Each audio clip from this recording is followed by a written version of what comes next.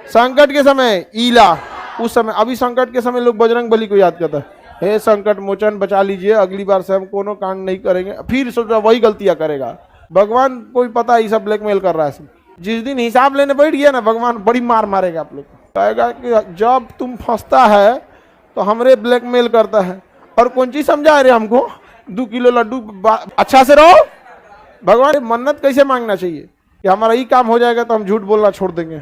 20 साल में एक माँ अपने बेटा को जेंटल बनाती है, 20 मिनट में लड़की उसको मेंटल बना देती है।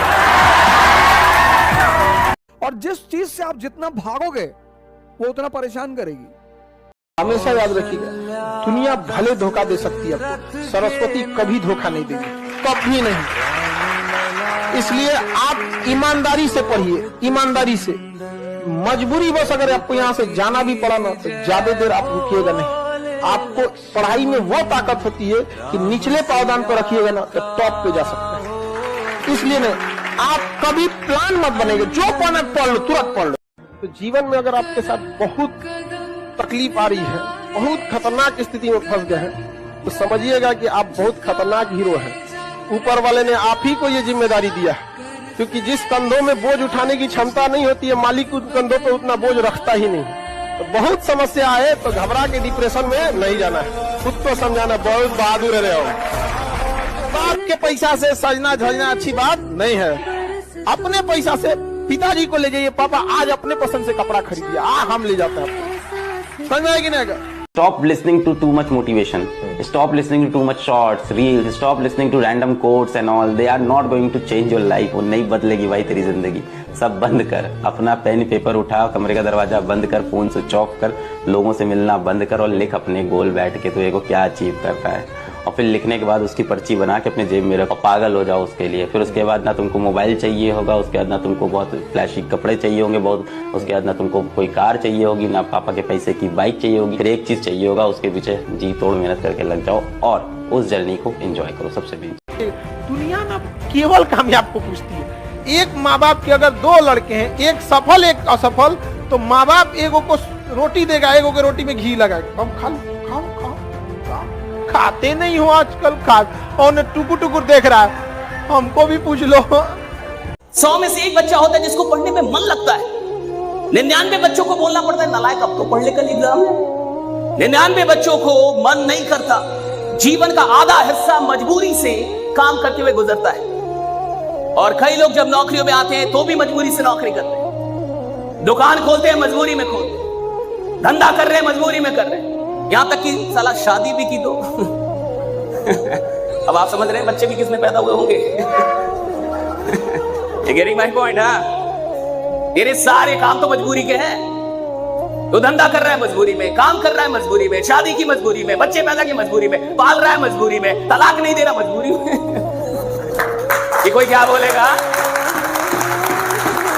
देखो, इतिहास वो नहीं बनाते जो मजबूरी में काम करते हैं, इतिहास वो बनाते जो मोहब्बत में काम करते हैं, जो मोहब्बत से काम करते हैं, मोहब्बत से काम करते हैं। निकम्मे लोगों की पहचान बिना मेहनत को काम पैसा ज्यादा चाहते हैं। आप किसी भी बड़े आदमी को, मतलब जो भी बहुत बड़े लेवल पे है, आप उसको देखिएगा बहुत मुश्किल से बहुत ज्यादा वर्क करता है।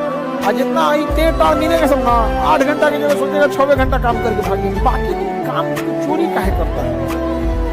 आज जिसको सब कुछ खो कर भी पाने की तमन्ना है ना, कल एक वक्त आएगा जब मुफ्त में मिलेंगे तो भी आपको मंजूर नहीं होगा।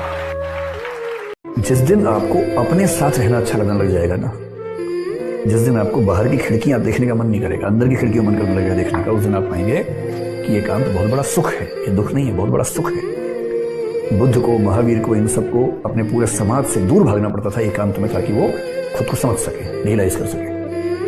आपाधापी वाली जिंदगी में इतना आसान नहीं होता है एकांत मिलना। ये तो एकांत बाई कंपल्सन मिल गया है हमें। दुख होता है, बेचैनी होती है, सही बात है, होती है, लेकिन उसके बाद भी इसका फायदा उठा रहे हैं। जैसे अगर आपने सुना हो, एक पद्धति विपश्यना पद्धति है, जिसमें 9 दिन तक लगातार चुप रहना होता है और साथ में कुछ क्रियाएं करनी होती हैं, ध्यान करना होता है। मैं तो अब तक उसमें नहीं जा पाया हूँ, लेकिन मेरे जो मित्र वहां गए, 2-3 बार गए, मैं उनसे पूछता हूँ तो वो एक बात हमेशा कहते हैं कि वहां जाएंगे तो फोन भी आपसे। और जीवन की लड़ाई में 2 ताकतें बहुत काम आएंगी, एक मन की और एक शरीर की।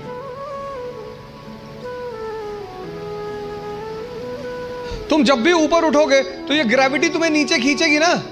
ऐसा समाज की ग्रेविटी है। हम जब आईएएस की तैयारी करने गए तो हमारे गांव में हर आदमी, मतलब एक साहब तो हंसना शुरू किया उन्होंने, और हंसते हंसते गिर गए वो। उन्होंने हमसे पूछा दिल्ली क्यों जा रहे हो? अब मेरा दिमाग खराब था, मैंने कह दिया मैं आईएएस की तैयारी। बोले आईएएस?